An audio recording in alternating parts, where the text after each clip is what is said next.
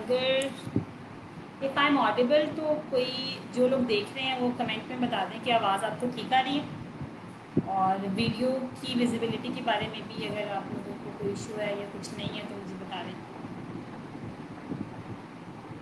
Comments में मुझे बता दें आई एम ऑडिबल। वो एक्चुअली थोड़ा सा इंटरनेट का इशू था, जैसे कि बारिशें चल रही हैं तो बारिश में यही होता है। सो PTCL तो वैसे ही PTCL का इंटरनेट तो वैसे ही कोई रिलायबल चीज़ नहीं है, तो इंटरनेट का इशू था थोड़ा सा, तो इसलिए हमें लास्ट वीडियो कट करनी पड़ी और एक सेकेंड वीडियो हम लोगों ने स्टार्ट की है। तो अगर आप लोगों को वीडियो विजिबल है और इफ़ आई एम ऑडिबल तो मुझे कमेंट में बता दें, कमेंट्स में कि आई एम ऑडिबल है, तो हम दोबारा स्टार्ट करें चीज़ को वहीं से जहाँ से हमने लास्ट वीडियो में छोड़ा है।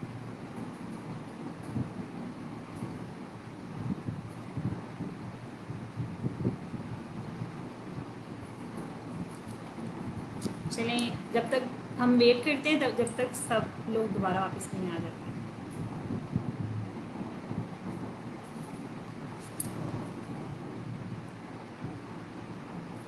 ओके ओके, सो थोड़ा सा टेक्निकल इशू था, ठीक है वो क्लियर हो गया। चलिए, आई एम ऑडिबल, फाइन।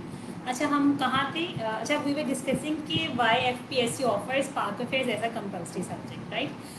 तो इसका रीज़न क्या है कि पाक अफेयर को कंपल्सरी सब्जेक्ट क्यों बताया गया और ये क्यों ज़रूरी कहा गया है कि हर एस्पिरेंट इसको पढ़ कर आए, ना सिर्फ इसको पढ़ कर आए बल्कि इसमें उसको पूरा वो स्किल उसको होना चाहिए, पूरी उसको ग्रिप होनी चाहिए पाक अफेयर्स के सब्जेक्ट के ऊपर। तो अच्छा, ओके, अब पाक अफेयर का रीज़न पता चल गया। अच्छा, अब जो लोग अप्लाइड साइंसेस से आते हैं ना, लाइक कंप्यूटर साइंस से आ गए या केमिस्ट्री का बैकग्राउंड लेके आए, या MBBS का बैकग्राउंड होता है उनका, या वो इंजीनियर्स होते हैं, उनके लिए ना ये सब्जेक्ट्स थोड़े से टफ होते हैं, क्योंकि उन लोगों ने ना टेक्निकल चीज़ें पढ़ी होती हैं या उन लोगों ने अपनी फील्ड की चीज़ें पढ़ी होती हैं। कंपैरेटिवली जो आर्ट्स के स्टूडेंट्स होते हैं ना, उनके लिए इन सब्जेक्ट से दोस्ती करना या इन सब्जेक्ट्स को पढ़ना या इन पर ग्रिप हासिल करना ना कंपैरेटिवली साइंस स्टूडेंट्स से ना आसान होता है। और science students I mean applied science के स्टूडेंट्स होते हैं, लेकिन कुछ नहीं होता, थोड़ी सी एफर्ट करके ये भी चीज़ क्लियर हो जाती है। तो यहाँ पर ये जो इशू है ना, ये हमारे कोर्स में इस तरह टैकल किया जाएगा कि हमारा जो फर्स्ट लेक्चर होगा ना, वो सबसे पहले हम अपने फर्स्ट लेक्चर को सबसे पहले स्टार्ट ही वोकैबुलरी से करेंगे। And bye vocabulary I don't mean vocabulary of English. हम इंग्लिश की vocabulary, every subject has its own vocabulary ना, सो डू पाक अफेयर्स, करंट अफेयर्स है। तो हम पाक अफेयर्स करंट अफेयर्स की फर्स्ट लेक्चर में पहले वोकेबलरी पढ़ेंगे। वो वोकेबलरी क्या, उससे क्या होगा कि कुछ कॉन्सेप्ट्स होते हैं, जब आप नई नई CSS में एंट्री करते हैं ना, तो आप लोगों को लगता है कि काफ़ी चीज़ें एलियन होती हैं, बहुत सी चीज़ें आपके लिए एलियन होती हैं। फॉर एग्जाम्पल, इंटरनेशनल सोसाइटी एक वर्ड है, आपको नहीं पता होता ये क्या होता है। UNO, आप काफ़ी लोगों, बहुत से लोग को पता था, कुछ लोग को नहीं पता होता क्या है, कि एक इंस्टीट्यूशन है। और WHO क्या होता है, ग्लोबलाइजेशन का मतलब क्या है, इसके अलावा रीजनलाइजेशन क्या है, सार्क क्या है, ये काफ़ी चीज़ें इस तरह की होती हैं। और स्टेट के कौन कौन से इंस्टीट्यूशंस हैं, और जुडिशरी के बारे में, ब्यूरोक्रेसी के बारे में, और बहुत से इंस्टीट्यूशंस होते हैं स्टेट के, उनके बारे में। हमारा जो गवर्नमेंट है वो बाइकैमरल है, मतलब इस तरह की काफ़ी चीज़ें होती हैं, कैबिनेट, और ये सारी वोकैबलरी में आती है CSS और पाक अफेयर्स की। हम अपने फर्स्ट लेक्चर में इस सारे कॉन्सेप्ट को क्लियर करेंगे ताकि हमें आगे चलना। अच्छा, मोस्ट ऑफ द अकेडमीज़ में क्या होता है, जैसे मैं भी अकेडमी में गई थी, तो मैं सेटिस्फाइड वहाँ से इसलिए नहीं थी कि वो लोग जाते ही बच्चे को ना पहले लेक्चर में इतना अपना रोब डालने के लिए हमें बहुत कुछ आता है, या हम बहुत टफ यहाँ चीज़ें सिखाएंगे, उनको डरा देते हैं पहले लेक्चर में ही ना। तो वो बच्चा पहले लेक्चर में ही सोचता है कि यार ये तो मेरे से होना ही नहीं है, ये तो बहुत टफ चीज़ है। तो हम क्या करेंगे, तो हम लोग डायरेक्टली टॉपिक पे जंप नहीं करेंगे इस लेक्चर में ना, इस क्रैश कोर्स के अंदर। तो ये क्रैश कोर्स बेसिकली डिज़ाइन इसलिए किया गया है कि आपको कम वक्त के अंदर ये तीनों सब्जेक्ट्स लाइक GK, जो तीनों सब्जेक्ट्स हैं इनको क्लियर करवाया, ना सिर्फ इनको भाग भाग कर मतलब सिलेबस कवर करवाना हमारा जो ऑब्जेक्टिव है ना CSS आर्किटेक्ट का, वो ये नहीं है कि हम स्टूडेंट्स को बाकी अकेडमीज की तरह जल्दी जल्दी सिलेबस कवर करवाते हैं। हम थोरो आपको रिव्यू करवाएंगे पूरे सिलेबस का, और हर चीज़ के और जोन जोन से एस्पेक्ट्स हमें FPSC हमसे एक्सपेक्ट करते हैं ना कि एक एस्पिरेंट पढ़ कर आए, हर एस्पेक्ट से हर टॉपिक कवर करके हम उसको करेंगे इंशाल्लाह। तो सबसे पहला हमारा लेक्चर जो होगा ना वो वोकेबलरी पे होगा। हम CSS पाकफेस के कॉन्सेप्ट को फर्स्ट लेक्चर में टैकल करेंगे। चलें अब हम ना इसका करते हैं पाकफेस का कंटेंट एनालिसिस। अब अगर हम सिलेबस देखें जो FPSC ने हमें दिया, अच्छा सबसे बड़ी बात जो काफ़ी स्टूडेंट्स इस चीज़ को फॉलो नहीं करते और उनको ये बहुत नॉमिनल सी चीज़ लगती है, आपके पास CSS का सिलेबस होना चाहिए और हर टाइम होना चाहिए। जब आप पढ़ने बैठो ना किसी भी सब्जेक्ट की आप तैयारी करने बैठो, इधर इट इज़ पाक affairs, current affairs, general science, ability, इस्लामियात, जो भी है कोई भी सब्जेक्ट है, आपके पास उसका सिलेबस FPSC का बताया हुआ होना चाहिए। ठीक है, उससे क्या होता है आपके पास एक रोड मैप होता है, आपको पता है कि आपने कौन कौन सी चीज़ को कवर करना है, और आपके पास एक गाइडलाइन होती है ना, तो आपका सिलेबस होना चाहिए। अगर आप स्टूडेंट्स में से किसी ने CSS का सिलेबस अभी तक नहीं लिया है तो आप सिलेबस पूरा ले लें। CSS का एक बुकलेट मिलती है, मेरे पास है, मैं अभी एंड ऑफ द लेक्चर आपको शायद दिखाऊं, तो वो होनी चाहिए आपके पास। मैंने तो स्टार्ट में पहले वो सिलेबस की बुकलेट ली थी, आप लोगों को भी लेनी चाहिए। अच्छा, पाकर फेयर्स के ना 28 टॉपिक्स होते हैं जो FPSC ने हमें बताए हैं। तो पाकर फेयर्स को बेसिकली दो पार्ट्स में डिवाइड किया जाता है। एक है प्री 1947 का सारा जो हिस्ट्री है, जो सारे पाक अफेयर्स प्री 1947 के जो इश्यूज चले हैं वो उन सबको हमने थॉरली कवर करना है, और एक पोस्ट 1947 का एरा है। अब प्री अगर हम स्टार्ट करते हैं प्री 1947 के एरा में, वो हमसे क्या क्या डिमांड करता है कि कोर्स में हमें क्या क्या पढ़ना है। सबसे पहले वो हम लोगों ने मुस्लिम रूल पढ़ना है। ठीक है, अब मुस्लिम रूल को ना बच्चे छोड़ देते हैं। अब अगर हम 3-4 साल पीछे जाएं, 2017 से ये ट्रेंड बना हुआ है, पास पेपर्स आप देखें तो पाक अफेयर्स, करंट अफेयर्स के अंदर ना वो हिस्ट्री को ज़्यादा टच नहीं करता, लेकिन अगर आप 220 का पेपर देखें तो 2 क्वेश्चन हिस्ट्री के आए हुए हैं आप, जो कि पीछे से है, हिस्ट्री से है, प्री पार्टीशन की हिस्ट्री है। तो हम to be on safe side हम दोनों चीज़ों को कवर करना चाहिए। ठीक है, बहुत ज़्यादा डीपली नहीं, लेकिन आपको आइडिया हो, अगर कोई क्वेश्चन आए तो आप 20 मार्क्स का अटैम्प्ट करके आओ। हम इस तरीके से हिस्ट्री की भी तैयारी इसी तरीके से करेंगे। तो प्री 1947 के अंदर,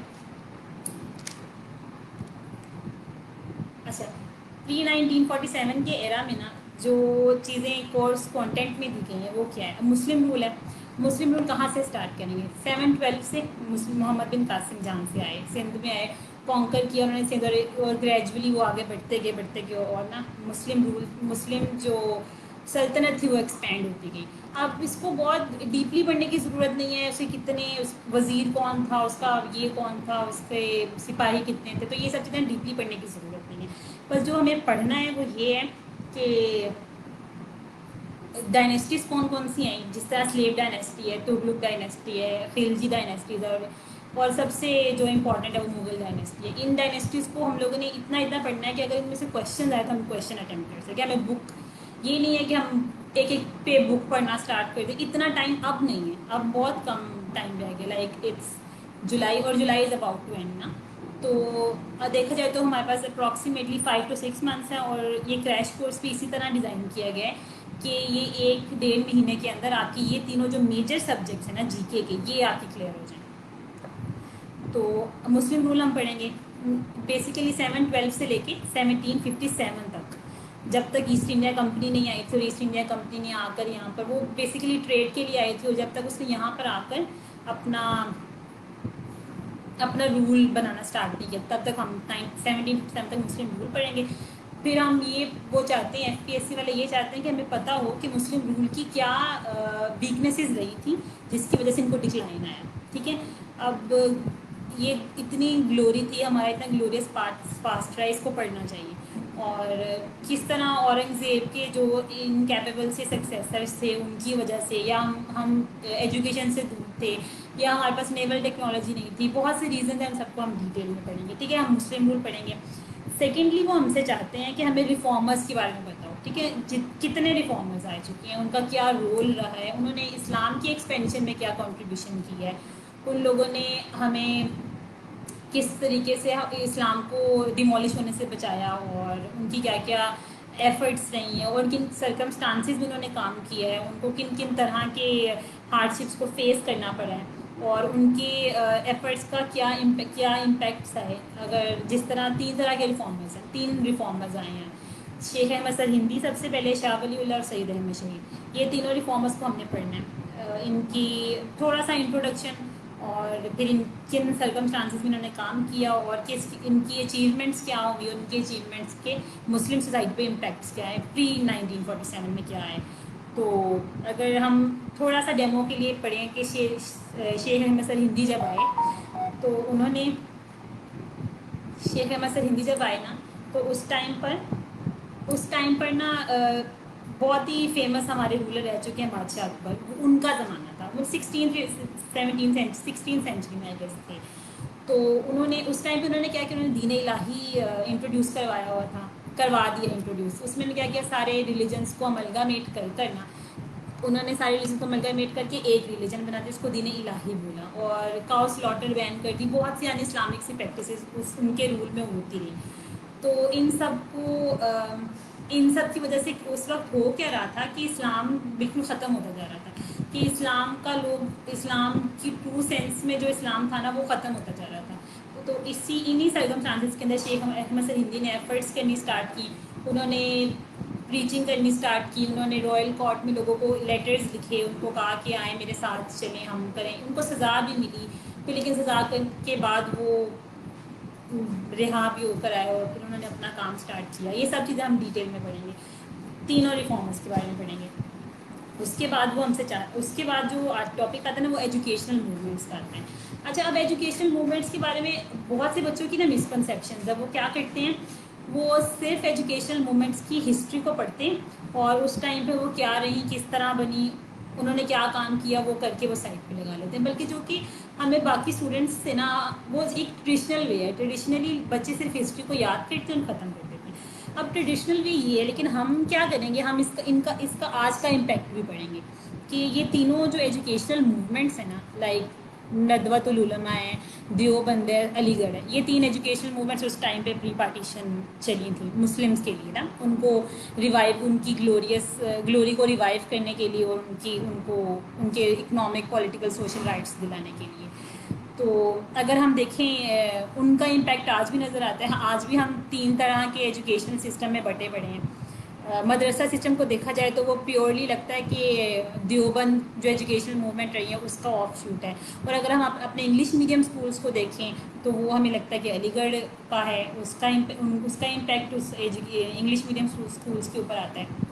اور اس طرح بہت سے اسکول جس طرح کہلا کہ اقرا ہے, جو کہ اسلامک ایجوکیشن کو اور انگلش مطلب ویسٹرن ایجوکیشن کو ساتھ لے کر چلتے ہیں, جو کہ ندوۃ العلماء کا آف شوٹ لگتا ہے. تو ان کے بھی ہم آج کی سوسائٹی میں امپیکٹس بھی پڑھیں گے. پر ایف پی ایس سی چاہتی ہے, بلکہ ہم یہ کہ ایف پی ایس سی ہم سے چاہتی ہے کہ ہمارا نا ویژن براڈ ہو, یہ نہ ہو کہ جو کمپائلڈ بکس میں چیزیں دی گئی ہیں وہ ہر بچہ پڑھے گا, تو ہر بچے کس سے ہم اسٹینڈ آؤٹ کس طرح کریں گے نا. تو اسی لیے ہم لوگوں کو اس کی آج کی بھی ہم امپیکٹس انشاءاللہ پڑھیں گے. پھر سب سے امپورٹنٹ ٹاپک کیا ہے کہ آئیڈیالوجی آف پاکستان کا ایک ٹاپک ہے. یہ بہت امپورٹنٹ ٹاپک ہے. جب انڈیا اور پاکستان اکٹھے تھے نا, سب کانٹیننٹ میں سب اکٹھے رہتے تھے, تو ہندوز واز ان میجورٹی اور وی ور اے منارٹی بینگ مسلمز دیئر. تو ہم لوگوں کے جو رائٹس تھے نا وہ ہم لوگ کو رائٹس ملتے ہی نہیں تھے, نہ پولیٹیکل نہ اکنامک. اب 1857 کے اندر جب جنگ آزادی ہوئی, جس کو وار آف انڈیپینڈنس بھی کہا جاتا ہے, وہ ہوئی نا, تو اس ٹائم پہ ہندو مسلم سب اکٹھے تھے, انہوں نے مل کر جنگ لڑی. انگریزوں کو نکالیں گے تو ہم آزادی حاصل کریں گے, بہت سے سلوگنز اس طرح کے ڈالے گئے, اور ہم ہندو مسلم اکٹھے تھے, انہوں نے مل کر یہ جنگ لڑی تھی. لیکن ہوا کیا تھا کہ ہم شروع سے ایک جذباتی قوم رہے ہیں, آج بھی جذباتی قوم ہے, اور جذباتیت کا ہم ہر جگہ خامیازہ بھگتتے رہتے ہیں. تو اس ٹائم پہ بھی ہمارے ساتھ ہوا کیا کہ ہم لوگوں نے 1857 کی وار آف انڈیپینڈنس کے بعد انہوں نے ہندوؤں نے کیا کہا برٹن کو کہ جی ہم تو نہیں تھے آپ کے خلاف, these were the Muslims who fought this وار.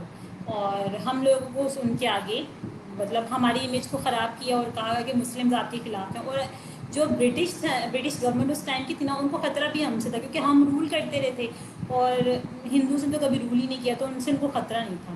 تو انہوں نے کیا کیا، ہم لوگوں کی ایجوکیشنل انسٹیٹیوٹس میں ہمارے ایڈمیشنز بین کر دیے. مسلمس کو ایجوکیشنل انسٹیٹیوٹ میں ایڈمیشنز نہیں مل رہے تھے، ان کو گورنمنٹ جابس نہیں ملتی تھی، ان کے سوشل پولیٹیکل بہت سے رائٹس تھے وہ اس وقت ٹائم پر سنب کیے جا رہے تھے. تو اس کی وجہ سے کیا ہوا کہ انہوں نے سب نے مل کر نا، مطلب کچھ لیڈرشپ ایمرج کی، کچھ ان لوگوں نے سب نے مل کر سوچا کہ ہم لوگ ہندوز کے ساتھ نا اب نہیں رہ سکتے. اور ایک ان ساری جب پوری نیشن کی ایک کامن تھنکنگ ہوتی ہے نا، اس کو ہم آئیڈیالوجی بولتے ہیں. تو اس ٹائم پہ ہم لوگوں نے آئیڈیالوجی بنائی، ideology of Pakistan which is two nation theory, کہ Muslims and Hindus are two separate nation. تو وہ کسی طرح سے بنا مطلب ایک نہیں ہے وہ قوم، ہر اسپیکٹ سے وہ الگ الگ قوم ہے، اور ہم لوگوں کو ان سے الگ رہنا، اور we need our separate homeland. اور اس آئیڈیالوجی کو ہم ٹو نیشن تھیری بھی کہتے ہیں، اور اس کے اوپر ایونچولی ہم لوگوں نے پاکستان حاصل کیا تھا کچھ لیڈرشپ کے اندر. وہ سب اس لیڈرشپ کو بھی ہم پڑھیں گے، لائک قائد اعظم علامہ اقبال اور سر سید احمد خان کا کیا رول رہا ہے اس آئیڈیالوجی کو پروموٹ کرنے میں، اور ہم لوگوں کو ہندوؤں سے آزادی حاصل کروانے میں. So that was all about pre 1947 part. ٹھیک ہے، اب پوسٹ 1947 کے پارٹ میں اگر ہم آتے ہیں نا، اچھا ہم لوگ نا اس سیشن میں بہت جلدی چلیں گے. میں تھوڑی سی پیچھے چیزیں ڈیٹیل میں بتا دی، لیکن ہم اس سیشن میں نا بہت جلدی، کیونکہ یہ 40 منٹ کی 30 to 40 منٹس کی اورینٹیشن ہے، تو یہ اتنی لمبی نہیں چلے گی کہ ہم ہر ٹاپک کو ڈیٹیل میں کور نہیں کر سکتے. ہم آگے والے لیکچرز میں نا کور کریں گے، ہر ٹاپک کو ڈیٹیل میں کور کریں گے. تو میں تھوڑا سا جلدی چلوں گی. اگر آپ لوگوں کو کچھ کویشچنس پوچھنے بھی ہوئے نا تو آپ کمنٹس میں چھوڑ دیجیے گا، تو ہم انشاءاللہ اس کو دیکھ لیں گے. I answer all of them. تو اب ہم پوسٹ 1947 کے اگر ایرا میں بات کریں نا، تو سب سے پہلے اچھا سلیبس میں تو کچھ اور طریقے سے کانٹینٹس کو کیا گیا ہے کہ لائک پہلا کوئی ٹاپک کچھ ہے، دوسرا کچھ ہے، لیکن جو میں نے اپنے کورس میں چیزیں ڈیزائن کی ہیں نا، میں اس طریقے سے ٹاپک وائز چلوں گی. اوکے، سو سب سے پہلے ہم پوسٹ 1947 کے اندر ڈیموکریٹک ایولیوشن آف پاکستان پڑھیں گے. اب اگر ہم سلیبس میں دیکھیں نا، تو وہ ایف پی ایس سی کہتا ہے کہ ہم نے سنس 1971 ڈیموکریٹک ایولیوشن جو ہوئی ہے نا، ہم نے اس کے بارے میں ہمیں پتہ ہونا چاہیے، ہمیں وہ پڑھنا ہے، سب کچھ پڑھنا ہے. ٹھیک ہے، لیکن مجھے لگتا ہے نا، لائک ہم جو اس کورس سے پڑھیں گے نا، وہ 1947 سے جتنی بھی ڈیموکریٹک ایولیوشن پاکستان کے اندر ہوئی ہے، یا پاکستان کے اندر ڈیموکریسی ہے بھی کہ نہیں ہے، کہ شیلو ڈیموکریسی ہے، یا ڈیموکریسی کی کون سی فارم چل رہی ہے، یا پاکستان کے اندر بیہائنڈ دا کرٹنس ڈکٹیٹرشپ بھی چل رہی ہے، یا کیا ہے. جب آپ لیکچر کی پڑھیں گے نا، تو آپ at the end of the lecture آپ خود ڈیسائڈ کریں گے کہ کیا ہمارے پاس ڈیموکریسی ٹرو فارم میں پریزنٹ بھی ہے کہ نہیں ہے. تو اس چیز کو ہم اس لیکچر میں کور کریں گے. اب کس طرح اگر میں تھوڑا سا بریفلی بتاؤں آپ کو، 1947 کے اندر ہم آزاد ہوئے. آزاد ہونے کے بعد کیا ہوا کہ 1947 میں 48 میں ہم یہ یتیم ہو گئی. Quaid Azam was died. تو ہوا کیا کہ انہوں نے کانسٹیٹیوشنل اسمبلی بنائی. انہوں نے کہا کہ اب یہ کانسٹیٹیوشنل اسمبلی جو ہے نا، ان کو کانسٹیٹیوشن اسے پاکستان کا بنانا ہے. تو اس ٹائم پہ صرف آبجیکٹیو ریزولوشن تھے، ہم صرف اسی کو لے کے چل رہے تھے. تو کانسٹیٹیوشن بنانے کے لیے کانسٹیٹیوشن اسمبلی بنائے گی. اب کون سے اس طرح کے ریزنس تھے کہ ہم 9 سال تک 9 years we were without constitution, اور انڈیا اپنا کانسٹیٹیوشن بنا چکا تھا. ہم لوگ 9 سال تک وداؤٹ کانسٹیٹیوشن، ہمارا یہ بلو پاکستان، جو ہم نے اتنی مشقت سے، محنت سے، اسٹرگل سے، اور اتنی جانوں کو قربان کیا، بہت لڑائیں کی، سب کچھ کیا، بہت سختیاں برداشت کی، اور ہم پھر ہم نے حاصل کیا. تو ایسا کیا ہوا کہ پھر پاکستان حاصل ہوتے ہی ہمارا جذبہ ٹھنڈا ہو گیا. کیا ہوا، کون سے ریزنس تھے کہ کیوں ڈیلے ہوا، کہ کیا ہم لینگویج ڈیسائیڈ نہیں کر پا رہے تھے، کیا ہم ریپرزنٹیشن ڈیسائیڈ نہیں کر پا رہے تھے، ہم کیا ڈیسائیڈ نہیں کر پا رہے تھے کہ 9 سال تک ہمارے پاس کانسٹیٹیوشن ہی نہیں تھا. ہم 1956 میں جا کے ہمارا پہلا کانسٹیٹیوشن بنا، جو کہ ایونچولی ایبروگیٹ کر دیا گیا. اور 1958 کے اندر سکندر مرزا صاحب آئے. انہوں نے کہا کہ جی نہیں، پولیٹیشنس، سویلین جو لیڈرشپ ہے پاکستان کی، وہ بہت کرپٹ ہے، اور وہ اس حالت میں ہی نہیں. اچھا، سوچنے والی بات ہے کہ وہی سویلین لیڈرشپ جنہوں نے پاکستان کو آزاد کروا کر دیا، اب وہ اس حالت میں ہی نہیں ہے کہ وہ پاکستان کی باغ ڈور سنبھال سکے. تو ہم بینگ ڈکٹیٹر ملٹری آفیسرز، ہم یہ سنبھالیں گے. تو 1958 کے اندر سکندر مرزا صاحب آئے. انہوں نے مارشل لاء امپوز کر دیا. ایوب خان صاحب آئے. اب ایوب خان صاحب کے ایرا میں کچھ لوگ کہتے ہیں کہ جی گرین ریولوشن آیا تھا، تو وہ تو بڑا اچھا ایوب کا دور تھا. تو ہم لوگوں نے لے مین کی طرح نہیں پڑھنا ان چیزوں کو. ہم لوگوں نے یہ دیکھنا ہے کہ جو مور دین 70 ایئرز ہم لوگ کو ہو چکے ہیں. اب ان 70 ایئرس کے اندر ہم لوگ ہاف آف دا پیریڈ تو ڈکٹیٹرشپ میں گزر گیا ہمارے پاس تو ڈیموکریسی تب ہونا جب ہمارے پاس سویلین لیڈرشپ چلتی آ رہی ہے, ہمارے پاس ایک اسموتھ ٹرانزیشن آف پاورز آ رہے ہیں. ایسا ہوتا ہی نہیں ہے. ہمارا آج تک کوئی پرائم منسٹر اپنی ٹرم پوری نہیں کر پایا. کیوں نہیں کر پایا؟ کیونکہ ہمارے پاس ڈیموکریسی ہی نہیں ہے. ٹھیک ہے, تو یہ چیزیں بھی ہم دیکھیں گے. ہمارا کنسرن ہے کہ کیوں ہمارے پاس ہماری globally democracy is a very successful form of government, لیکن ہمارے یہاں ڈیموکریسی فیل ہے. کیوں فیلڈ ہے؟ ہمارے نیبر میں جو ہمارے ساتھ ہی آزاد ہوئی انڈیا, ان میں وہ سیلف پروکلیمڈ ہی صحیح لیکن بگیسٹ ڈیموکریسی ہونے کا دعویٰ کرتی ہے. ہم نہیں کر پاتے کیونکہ ہمارے پاس ہم ہیں ہی نہیں. ہم لوگوں کے پاس وہ فیچرز ہی نہیں ہیں, اور نہ ہمارے پاس وہ لیڈرشپ ہے, اور نہ ہمارے انسٹیٹیوشنز اسٹرانگ ہے. کیوں ہمارے بھی انسٹیٹیوشنز کیوں ویک ہیں؟ ٹھیک ہے, کیونکہ ان کو اسٹرینتھن کیا وہ ہوئے نہیں ہیں, کیا ان کو ہونے نہیں دیا گیا ڈکٹیٹرشپ کی وجہ سے.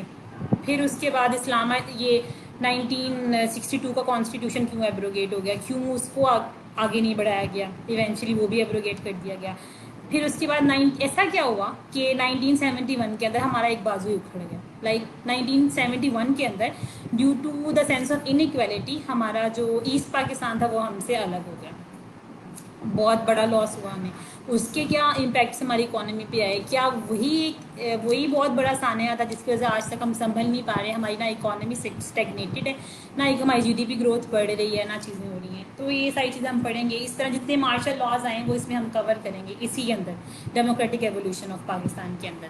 اور نیشنلائزیشن کی پالیسیز جو بھٹو صاحب نے امپوز کی, اس کے کیا امپیکٹس تھے, کیا وہ ہمارے لیے اچھی رہیں, کیا بری رہیں.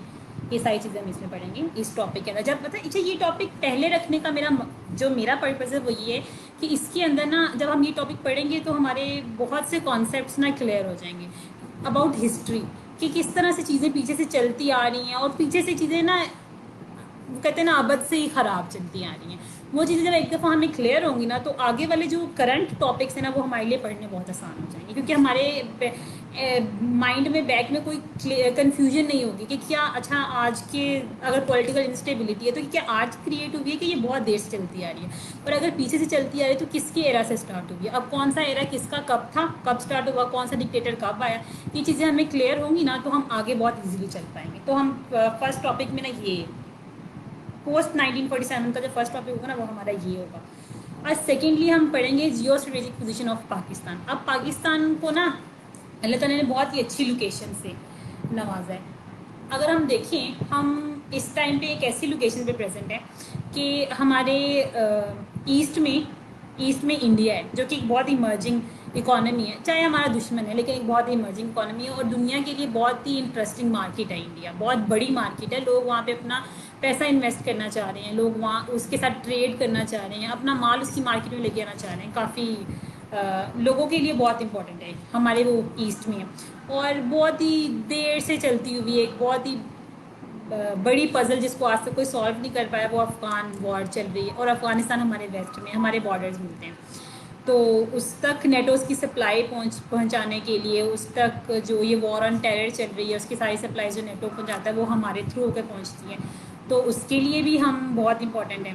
ہمارے نارتھ ایسٹ کے اندر چائنا پریزنٹ ہے. ٹھیک ہے, چائنا ہمارا بہت اچھا دوست ہے. اچھا کہا جاتا ہے کہ ہماری جو چائنا سے فرینڈشپ ہے that is deeper than oceans, higher than Himalayas, sweeter than honey. But یہ ساری باتیں ہیں. ہمارا ریلیشن شپ جو چائنا کے ساتھ ہے نا وہ انٹرسٹ بیسڈ ہے. کیوں انٹرسٹ بیسڈ ہے؟ کیونکہ ہماری پوزیشن جہاں پہ پاکستان اس وقت میپ میں پریزنٹ ہے وہ بہت پور ہے, اور اگر پاکستان کے اندر کوئی بھی ڈیولپمنٹ ہوتی ہے یا کوئی بھی ایکٹیویٹی ہوتی ہے نا وہ پوری دنیا کو افیکٹ کرتی ہے, یا پوری دنیا میں کچھ بھی ہو تو پاکستان کو کنسیڈر کیا جاتا ہے. مطلب پاکستان کی پوزیشن اتنی پور ہے تو اس کی وجہ سے ہی چائنا ہمارا فرینڈ ہے. ادروائز چائنا کو ہم سے کوئی اتنا خاص مفاد نہیں ہے. اگر وہ ہمارا دوست ہو نا تو وہ انڈیا سے دشمنی کرے. اگر ہم دیکھیں ہماری جو بائی لیٹرل ٹریڈ چائنا کے ساتھ چل رہی ہے اس وقت, اس کا جو والیوم دیکھا جائے اور چائنا اور انڈیا کا والیوم دیکھا جائے تو چائنا اور انڈیا کی ٹریڈ کا جو والیوم ہے نا وہ ہم سے 3 گنا زیادہ ہے. تو آپ بتائیں, تو ہم خود فیصلہ کر سکتے ہیں کہ چائنا ہمارا کوئی دوست نہیں ہے, مطلب اس کو کوئی ہم سے پیار محبت نہیں ہے, اس کو بھی انٹرسٹ ہے ہمارے سے. جس طرح اس کو چائنا سے انٹرسٹ ہے اس کو ہم سے بھی انٹرسٹ ہے. اور یہ بات سوچنا بھی غلط ہے کہ چائنا ہمارے پیچھے لگ کے انڈیا سے لڑائی کرے گا, وہ کبھی بھی نہیں کرے گا. اچھا بات الگ جگہ نکل گئی.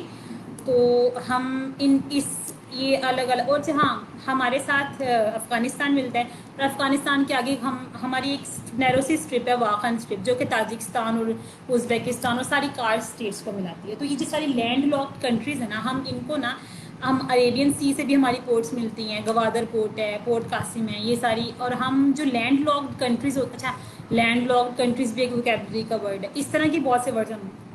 یہ کلیئر ہو جائے گا چیزیں. اب آپ یہ اچھا آپ لوگ یہ مت سوچیے کہ جو سی میں باتیں بول رہی ہوں یا کوئی میں ورڈز بول رہی ہوں آپ کو ان چیزوں کا کانسیپٹ کا آئیڈیا نہیں ہے. بہت سے بچوں کو ہوگا، بہت سے بچوں کو جو انیشیل فیز پہ نا ان کو ان چیزوں کا آئیڈیا نہیں ہوگا. لیکن آپ لوگوں نے ٹینشن نہیں لینی، ہم فرسٹ لیکچر میں یہ سب کور کر جائیں گے، اور آنے والے لیکچرز آپ لوگوں کے لیے نا بہت ایزی ہوں گے. اور بلکہ لیکچرز نہیں، آپ نیوز پیپر پڑھیں گے وہ آپ کے لیے بہت ایزی ہوگا. اچھا جو لینڈ لاکڈ کنٹریز ہیں نا، ہم ان کو وارم واٹرز تک کا راستہ پرووائڈ کرتے ہیں، اسی لیے بھی ہم بہت امپورٹنٹ ہیں. تو جیو پولیٹیکلی بھی ہم بہت امپورٹنٹ ہیں کافی کنٹریز کے، سب کے لیے نا، ٹھیک ہے. سپر پاورس کے لیے بھی ہم بہت امپورٹنٹ ہیں. تو یہ ہم پڑھیں گے.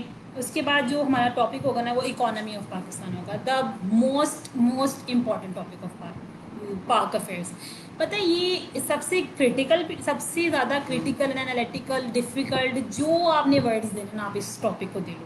لیکن اس کو کور کرنا بھی اتنا ہی امپورٹنٹ ہے جتنا یہ خود امپورٹنٹ ہے، جتنا یہ مشکل ہے.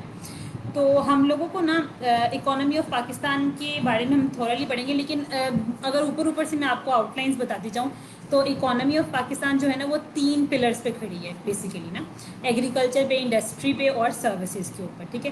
اب یہ جو 3 سیکٹرز ہیں، ان 3 سیکٹرز کا کتنی کنٹریبیوشن ہے اکانومی میں، ہماری جی ڈی پی گروتھ کے اندر، اور جو کہ کنسسٹنٹلی نیگیٹو جا رہا ہے ہمارا جی ڈی پی گروتھ. اور آج کل تو، اور جس طرح اگر ہم اب اکانومی آف پاکستان کے اندر ایک ٹاپک آتا ہے کہ لون، آئی ایم ایف کا لون ہے.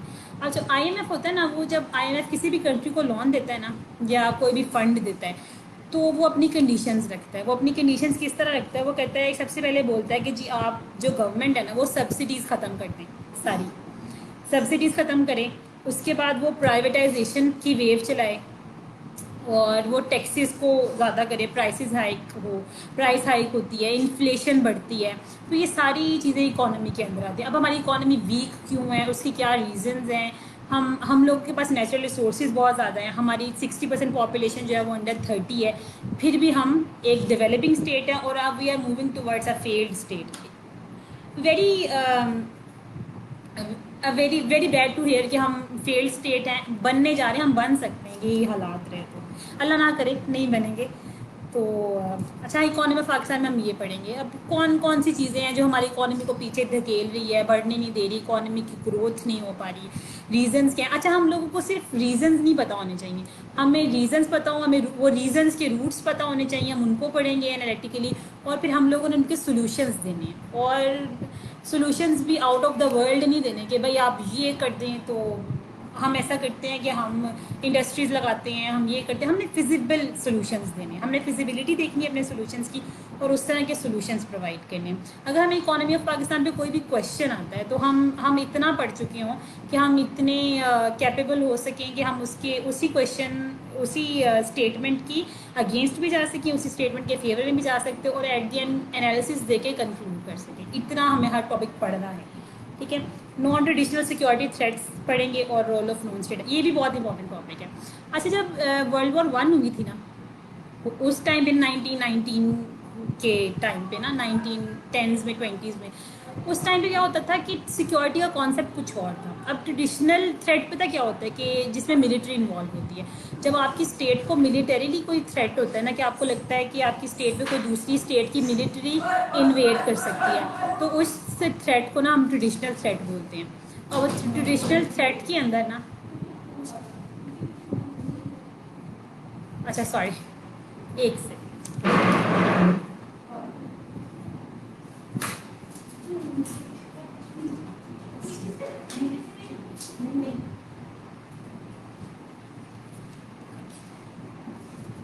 گھر میں مسئلے ہو جاتے ہیں، سوری.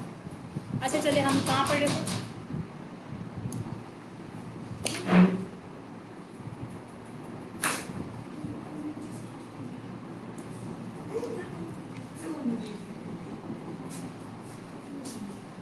اچھا ہم پڑھے تھے نان ٹریڈیشنل سیکورٹی تھریٹس، ٹھیک ہے. جب ورلڈ وار 1 ہوئی نا، اس ٹائم پر سیکیورٹی کا کانسیپٹ کچھ اور ہوا کرتا تھا. اس ٹائم پہ کیا ہوتا تھا کہ آپ کی اسٹیٹ کو ٹریڈیشنل تھریٹس ہوتے تھے کہ کوئی بھی کنٹری آپ کی کنٹری پہ آپ کے بارڈرس سے حملہ کر سکتی تھی, ملٹری حملہ کر سکتی تھی. پر جب آہستہ آہستہ جب ورلڈ وار 2 ہوئی, کچھ انسٹیٹیوشنز بنے, UN بنا, یونائٹیڈ نیشنز بنے, سیکیورٹی کاؤنسل بنا, اس طرح کے انسٹیٹیوشنز آئے نا, تو انہوں نے جو انویژن ایک اسٹیٹ کی دوسری اسٹیٹ میں انویژن تھی نا, اس کو انلیگل ڈکلیئر کر دیا. اور اس کے علاوہ جو پرل ہاربر ہوا, نیوکلیئر اسٹیٹس بنی, نیوکلیئر ٹیکنالوجی آ گئی, اس طرح کی کافی چیزوں نے نا سیکیورٹی کے کانسیپٹ کو نا ایوالو کیا. اب سیکیورٹی کا کانسیپٹ رہا نا, وہ صرف ٹریڈیشنل نہیں رہا, اب نان ٹریڈیشنل تھریٹس لوگوں کو آ گئی. ہماری اسٹیٹس کو نان ٹریڈیشنل تھریٹس بھی بہت زیادہ ہیں. نان ٹریڈیشنل تھریٹ میں کیا ہوتا ہے کہ ڈائریکٹ ملٹری کنفرنٹیشن کوئی بھی نہیں ہوتی, ٹھیک ہے. ملٹری آپس میں کنفرنٹ نہیں کرتی. آپ کی سوسائٹی, اب جو آپ کی اینیمی اسٹیٹ ہے نا, وہ آپ کی سوسائٹی کو ڈائریکٹ ٹارگیٹ کرتی ہے. آپ کی ملٹری کو ٹارگیٹ نہیں کیا جاتا, اب آپ کی سوسائٹی کو ٹارگیٹ کیا جاتا ہے. ایسا ہر تھریٹ جو کہ آپ کی سوسائٹی کو افیکٹ کر سکتا ہے نا, وہ ٹریڈیشنل تھریٹ ہے. فار ایگزامپل اگر ہم ڈرگ ٹریفکنگ دیکھا جائے تو ڈرگ ٹریفکنگ کیا کرتی ہے, ہماری یوتھ بلز کو ٹارگیٹ کرتی ہے, ہماری یوتھ خراب ہوتی ہے اس سے, اور ہماری ایونچولی ہماری سوسائٹی خراب ہوتی ہے. تو سوسائٹی یہ ایک سوشل ایشو بن جاتا ہے. تو ہماری سوسائٹی کو جو چیز افیکٹ کرتی ہے نا, جو سوسائٹی کے ہماری سوسائٹی کو ڈسٹروائے کر کے, یا کسی بھی کنٹری کی سوسائٹی کو ڈسٹروائے کر کے اس کو ڈسٹروائے کرنا, ایک non traditional way of war killing ہو گیا ہے. اسی طرح پراکسی وارس چل چکی ہیں. پراکسی وار بھی ایک آپ کا نان ٹریڈیشنل سیکورٹی تھریٹ بن چکا ہے کہ آپ اسٹیٹ ڈائریکٹ کنفرنٹیشن میں نہیں آتی. وہ چاہے آپ کی کسی ایک ریجن کو انسیکیور کرتی ہے, یا آپ کے اندر پولیٹیکل انسٹیبلٹی پیدا کرتی ہے انویسٹ کر کے. اب جو ہماری بلوچستان میں چیز چل رہی ہے, بلوچستان کے اندر جو انریسٹ ہے, وہ ہمیں نان ٹریڈیشنل سیکورٹی تھریٹ ہے, وہ ہم اپنے بندے نہیں مار سکتے, لیکن وہاں پر بھی ہمیں نان ٹریڈیشنل سیکورٹی تھریٹ کا سامنا کرنا پڑا ہے. اسی طرح گلوبل وارمنگ ہے, گلوبل وارمنگ سے بھی ہماری سوسائٹی جو ہے وہ امپیکٹ ہوتی ہے. تو global warming, sorry for the back ground. اچھا, گلوبل وارمنگ بھی ہے. اس طرح کے بہت سے تھریٹس ہیں. اور نان اسٹیٹ ایکٹرس کا کیا رول ہے؟ نان اسٹیٹ ایکٹرس کون سے ہوتے ہیں کہ جو کہ گورنمنٹ میں تو نہیں ہے, اور اسٹیٹ کے مطلب اسٹیک ہولڈرز نہیں ہے ہماری گورنمنٹ کے, لیکن پھر بھی اسٹل وہ ہمارے پولیٹیکل, ہمارے سوشل فیبرک کو, ہماری اکانومی کو افیکٹ کر رہے ہیں تھرو انلیگل ویز اور لیگل ویز. تو وہ ہمارے نان اسٹیٹ ایکٹرز ہیں. ان کو بھی ہم ڈیپلی پڑھیں گے, ٹھیک ہے. ایک ہمارا یہ ٹاپک ہو جائے گا. اب جلدی چلتے ہیں تو کیونکہ ٹائم از رننگ آؤٹ. تو ایتھنک ایشوز اور نیشنل انٹیگریشن کو پڑھیں گے. اب ایتھنیسٹی کا آپ سب کو آئیڈیا ہوگا, جس طرح ہم پنجابی ہیں, سندھی, ہماری جو کنٹری ہے نا Pakistan, is a multi linguistic and multi cultural country. اس کے اندر بہت سی ایتھنک گروپس پریزنٹ ہوتے ہیں نا, پنجابی ہیں, سندھی ہے, KPK ہے, پنجابی ہے, سندھی ہے, اس طرح کے بہت سے گروپس ہیں. تو ان سب گروپ کو ہم ایتھنک گروپس بولتے ہیں. ان کے بہت سے ایتھنک ایشو. اچھا, ان ایتھنک ایشوز سے کیا ہوتا ہے, ہمارا نیشنل انٹیگریشن افیکٹ کرتا ہے. نیشنل انٹیگریشن جس کنٹری کے اندر سارے جو پروونسز ہیں, فار ایگزامپل ہمارا پنجاب ہے, پروونس ہے, KPK, پنجاب ہے, KPK ہے, سندھ ہے, اور یہ جو سارے ہمارے پروونسز, ایک سوری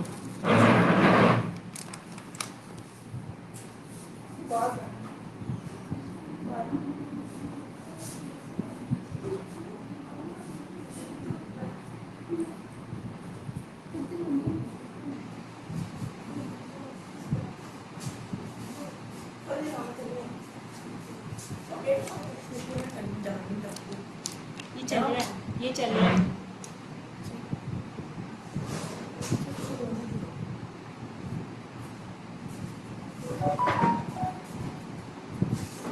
سوری. اچھا, ایتھنک ایشوز اور نیشنل انٹیگریشن کا ایک ٹاپک ہم پڑھیں گے. اس کے علاوہ ہم پاکستان اور وار آن ٹیرر پڑھیں گے. اچھا, وار آن ٹیرر کیا ہے کہ جب 9/11 ہوا نا, 9/11 ہم سب کو آئیڈیا کیا تھا کہ امریکہ کی بہت ہی famous building World Trade Center کے اوپر ایک اٹیک کیا گیا, طالبان کی طرف سے ہوا. کہ اس کو القاعدہ نے جو بنی اس طالبان کی آف شوٹ ہے, اس کی القاعدہ نے اس اٹیک کو کلیم کیا, اور انہوں نے کہا کہ ہم نے کیا. تو پہلے نا امریکہ نے ہمیں بولا افغان جہاد وار کے اندر کہ ہم طالبان کی رجیم کو ریکگنائز کریں. ہم نے ان کو ریکگنائز کیا ہوا تھا, اور ہم ان کو اون کرتے تھے اس ٹائم پہ. اب جب 9/11 کا اٹیک ہوا, 9/11 کے اٹیک کے بعد جب امریکہ کی خود کی عزت پہ آنچ آئی, تو اس نے کہا کہ ہمیں بولا کہ آپ طالبان کو ڈسون کر دیں, آپ ان کی رجیم کو آپ ریکگنائز نہ کریں. اور ہم نے جب ان کو کہا کہ ہم تو ان کو ریکگنائز کر چکے ہیں, تو ہمیں ایک کال آئی اور کہا گیا کہ ادھر یو آر ود اس اور اگینسٹ ود اس. بہت ہی فیمس سی کال ہے, مشرف صاحب کو آئی. تو ہم انوانٹیڈ پارٹیسپینٹ ہے اس کی وار آن ٹیرر کی. ہم بہت دیر سے امریکہ کے ساتھ کولیبریٹ کریں ان وار آن ٹیرر کے اوپر. ہم نیٹو اگین نیٹو کیا ہے, ہم پڑھیں گے نیٹو کیا ہے. نیٹو ایک گروپ ہے, مطلب ہم نیٹو ایک جو بھی ہے ایک گروپ بنایا گیا ہے افغان وار جو چل رہی ہے نا, اس کے اندر طالبان کے ساتھ لڑنے کے لیے نا, کہ وہاں کی پولیٹیکل انسٹیبلٹی ختم کرنے کے لیے نیٹو بنائی گئی. ہم اس نیٹو کے پارٹیسپینٹ ہیں, تو ممبر ہیں. تو وہ اس نیٹو کی ہاں اس نیٹو کے اچھا ایم آڈیبل. اچھا ہم نیٹو کے ممبر ہیں, ٹھیک ہے. اور اس نے اب اس نیٹو کے تھرو ہم وار آن ٹیرر کے اندر میں شامل ہیں. اب وار آن ٹیرر نے نا, اب ہم لوگوں نے یہ پڑھنا ہے کہ وار آن ٹیرر جو ہماری وار بھی نہیں ہے اور ہم اس کو آن بھی کرتے ہیں اور ہماری وار بھی نہیں ہے, اس نے ہمارے سوشل فیبرک کو کس طرح ڈسٹروائے کیا, اور اس نے ہمیں ہیومینٹیرین لاس کون کون سے دیے ہیں, اور اس کے اندر ہم لوگوں کے اوپر مانیٹری لاس کون کون سے آئے ہیں. ہماری 70,000 سے زیادہ ہم لوگوں کی جانیں گئی ہیں, بلین آف ڈالرس کا لاس آیا. اب ٹرمپ ہمیں کہتا ہے کہ ٹرمپ صاحب کہتے ہیں کہ ہم نے پاکستان کو اتنے ڈالرز دیے ہیں, لیکن پاکستان اپنا رول پلے نہیں کر رہا وار آن ٹیرر کے اندر, جبکہ ہم لوگوں کا خود کا بہت بلین آف روپیز کا لاس ہو چکا ہے. تو ہم وار آن ٹیرر کے بارے میں پڑھیں گے. ہائیڈرو پالیٹکس ایک ٹاپک ہے, وہ پڑھیں گے. اس میں ریجنلی ہمارے ایشوز کون کون سے ہائیڈرو پالیٹکس کے چل رہے ہیں. فار ایگزامپل واٹر ایشوز ہمارے انڈیا کے ساتھ کون سے چل رہے ہیں, ہمارے افغانستان کے ساتھ بھی واٹر ایشوز ہیں. کابل ریور کے اوپر وہ ڈیمز انڈیا ہی بنا رہا ہے ایلیگلی, وہ ہم اپنے ایشوز کو ڈیٹیل میں پڑھیں گے. اس کے علاوہ ہم ڈومیسٹکلی بھی واٹر ایشوز کے ساتھ ہمارے اندر ہمارے ڈومیسٹک ایشوز بھی بہت زیادہ ہیں, کہ ہمارے پروونسز بھی آپس میں واٹر کی وجہ سے لڑتے ہیں. اور یہی وجہ ہے کہ ہمارے ڈیامر بادشاہ ڈیم اور کالا باغ ڈیم آج تک نہیں بن پائے, کیونکہ جو ڈومیسٹک واٹر ایشوز ہیں نا, وہ آج تک ریزالو بھی نہیں ہو پائے. ہم وہ کیا ایشوز ہیں, ان کی ریزنس کیا ہیں, وہ سب ہم پڑھیں گے.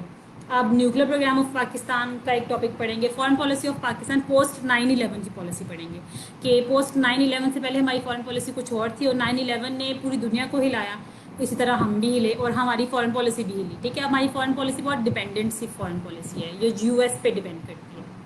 وہ ہم پڑھیں گے. 9/11 کے بعد ہم نے کن کنٹریز سے ہمارے ریلیشن اچھے ہوئے, کن کے ساتھ برے ہوئے, مسلم ورلڈ کے ساتھ ہمارے ریلیشنس کس طرح کے رہے, نیبرس کے ساتھ ریلیشنس کس طرح کے ہوئے. یہ ساری چیزیں ہم foreign policy of Pakistan post 9/11 میں ٹاپک میں پڑھیں گے. اور سوشل پرابلمس پاکستان کی کون کون سی ہیں, پاورٹی, ان امپلائمنٹ, کرائم ریٹ بہت زیادہ ہے, اور ہمارے ایجوکیشن لٹریسی ریٹ اس وقت کیا چل رہا ہے. یہ ساری چیزیں ہم سوشل پرابلمس میں پڑھیں گے. اور پاکستان انرجی کرائسس, یہ بھی بہت امپورٹنٹ ٹاپک ہے. پاکستان کی انرجی کرائسس کیا ہیں, کس طرح سے بنے, اور اس کے روٹس کیا ہیں, کازز کیا ہیں, اور ہم نے ان پرابلمس کو کیا ہم ٹیکنالوجی کے تھرو ریزالو کر سکتے ہیں, یا کسی اور طریقے سے, کس طرح ہم یہ سارا ٹاپک پڑھیں گے. ٹھیک ہے, ڈیٹیل میں. اور پاکستان کے نیشنل انٹرسٹ, ٹھیک ہے, پاکستان نیشنل انٹرسٹ پڑھیں گے.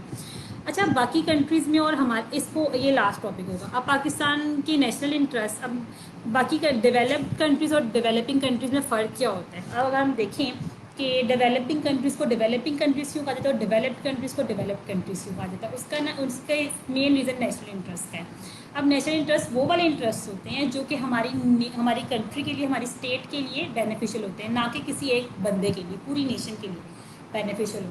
اب ہمارے یہاں کیا ہوتا ہے, پاکستان کے اندر نا نیشنل انٹرسٹ کون ڈیسائیڈ کرتا ہے. رولنگ کلاس, 3-4 چیزیں بندے ڈیسائیڈ کرتے ہیں. رولنگ کلاس ڈیسائیڈ کرتی ہے, کلرجی کلاس ڈیسائیڈ کرتی ہے, مطلب ملاز وغیرہ ہو, یہ دھرم میں فیض بلوچ فلاں فلاں, تو یہ ڈیسائیڈ کرتی ہے, کلرجی ڈیسائیڈ کرتی ہے ہمارے. اور ایلیٹ کلاس, ملک ریاض ٹائپ کے بندے, اور یہ سب مل کے ہمارے نیشنل انٹرسٹ ڈیسائیڈ کرتے ہیں. جبکہ دوسری ڈیولپڈ کنٹریز میں جب ہم آئے نا, تو وہاں پر کیا ہوتا ہے کہ جو نیشنل انٹرسٹ آپ کے ہوتے ہیں نا, وہ آپ کی ان کے تھنک ٹینکس ہوتے ہیں, بنے ہوئے ہوتے ہیں, جو کہ کوئی بھی نیشنل انٹرسٹ, مطلب اگر فار ایگزامپل ہم نے چائنا کے ساتھ اچھا اپنا ریلیشن شپ رکھنا ہے.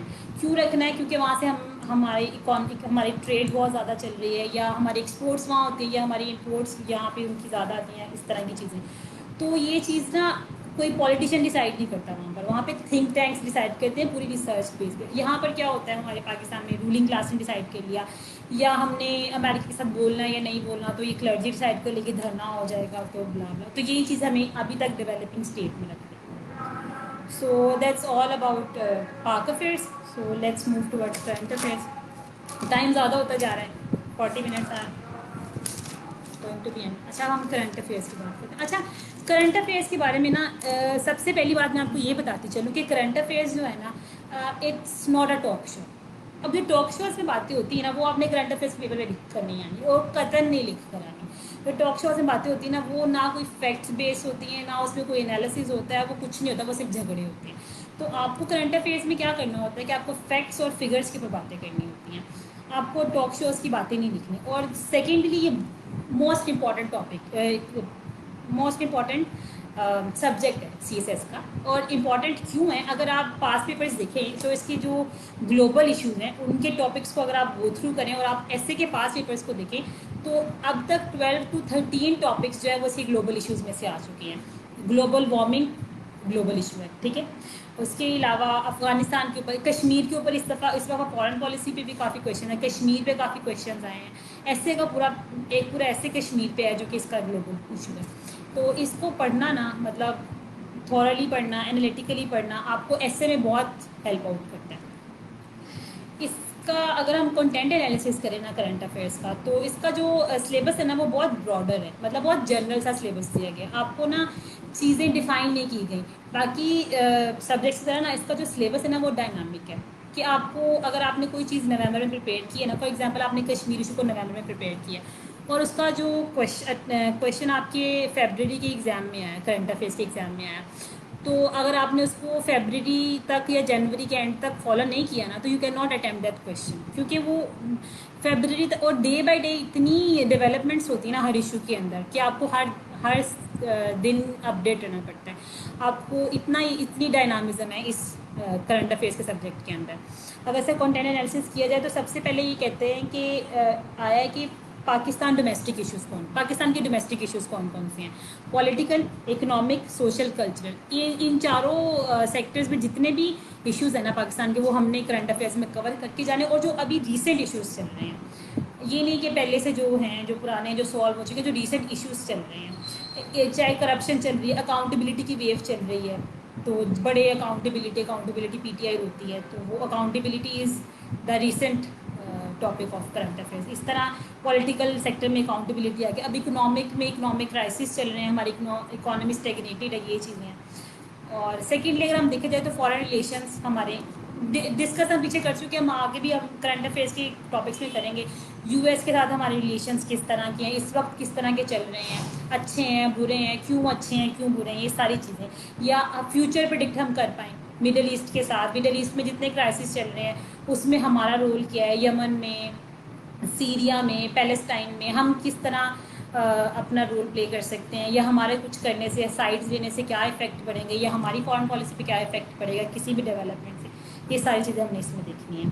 اور اس کے گلوبل ایشوز جو ہیں وہ 60% کرنٹ افیئرس کا جو سلیبس ہے نا وہ اس کے گلوبل ایشوز پہ ڈپینڈ کرتا ہے نا. تو گلوبل ایشوز کون کون سے ہیں, for example middle east crisis ہے, جتنے بھی سیریا میں, یمن میں, پیلسٹائن میں, اور ایران سعودی کانفلکٹ ہے, یہ ساری چیزیں اس میں آتی ہیں. اور اس کو ہم پڑھیں گے انشاءاللہ ڈیٹیل میں پڑھیں گے. افغانستان ایشو, کلائمیٹ چینج, جتنے بھی کانٹریکٹس, جیسے ابھی ریسنٹ پیرس جو ٹریٹی ہے جس کو ٹرمپ نے جس میں سے نکل گیا وہ ہے چل رہی ہے, کیوٹو پروٹوکول جو اب اینڈ ہونے والا ہے وہ اس کے بارے میں ہم پڑھیں گے, مونٹریال جو کہ فیل ہو چکا اس کو پڑھیں گے, گلوبل وارمنگ کیوں ہے, کس طرح سے ہے, کس طرح سے اس کو کرٹیل کیا جا سکتا ہے, ہم اپنا رول کس طرح پلے کر سکتے ہیں.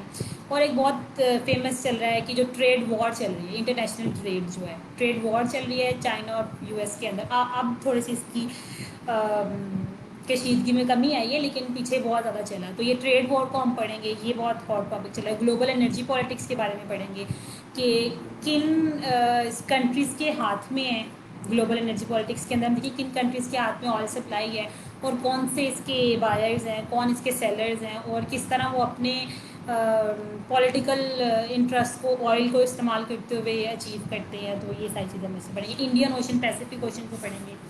تو یہ کرنٹ افیئرس کا سارا ہو گیا. اچھا ٹائم زیادہ ہو گیا. اچھا ہم بریفلی اس کو دیکھ لیتے ہیں, جنرل سائنس اینڈ ایبلٹی کو.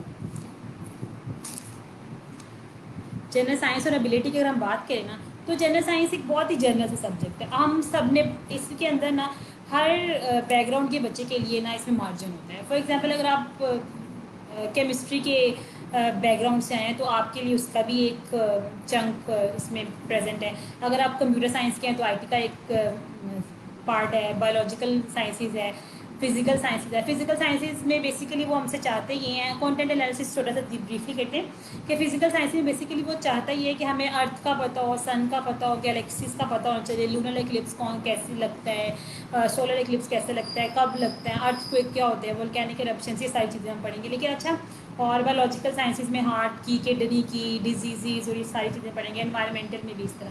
اچھا اس کا جو مین چیز جو میں بتانا چاہ رہی ہوں, سلیبس آپ خود بھی پڑھ لیں گے, تو مین چیز یہ ہے کہ ہم اس کو کس طرح پڑھیں گے. ہم ہر ٹاپک کو نا 5 نمبر کے لیے پڑھیں گے. ہم اس کو ایک بہت, اب یہ دیکھیں اگر آپ دیکھیں نا تو یہ بہت ہی موٹی بک ہے, ٹھیک ہے. اب اس کو آپ کو پوری نہیں پڑھنا, مطلب یہ پوری پڑھنا, یہ پڑھنی نہیں چاہیے پوری.